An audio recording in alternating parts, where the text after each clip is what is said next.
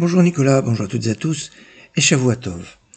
La paracha Tetzavé commence avec l'ordre de l'allumage du candélabre avec de l'huile d'olive. Et seulement de l'huile d'olive. On peut se poser la question, pourquoi de l'huile d'olive? Pourquoi c'est toujours cette huile qui est mise en exergue et à l'honneur, notamment pour l'allumage du candélabre? La réponse est que l'olivier est cet arbre qui reste vert même en plein hiver. Il ne perd pas ses feuilles à la différence des autres arbres. Il est donc le symbole de la permanence, le symbole de la continuité, le symbole d'un arbre qui reste égal à lui-même, on pourrait dire même en plein hiver. Et ça, c'est une leçon sur l'étude de la Torah qui doit avoir une continuité, d'être constante. Et c'est pour ça que dans cette symbolique, on parle du candélabre, le candélabre sur lequel il y avait une lumière perpétuelle. Ça veut dire quoi, la lumière perpétuelle? Ça ne veut pas dire que c'était allumé H24, mais que c'était allumé tous les jours. Tous les jours, le candélabre était allumé.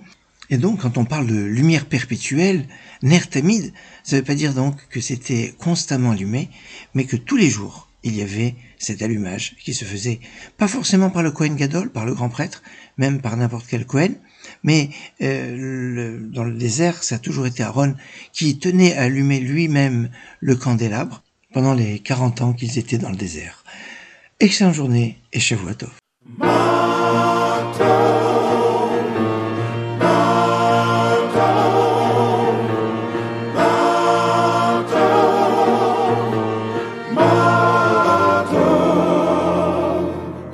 לך אדם מה טוב ומה השם דורש ממך כי מסות משפט ואהבת חסד כי מסות משפט ואהבת חסד יגיד לך אדם מה טוב ומה השם דורש ממך כי מסות משפט ואהבת חסד כי מסות משפט ואהבת חסד והצנע לכת עם אלוקיך והצנע לכת עם אלוקיך והצנע לכת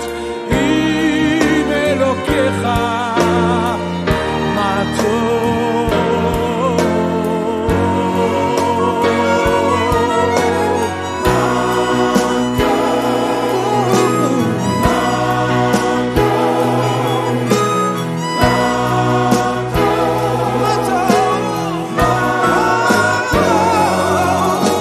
יגיד לך אדם מה טוב ומה השם דורש ממך כי מסות משפט ואהבת חסד כי מסות משפט ואהבת חסד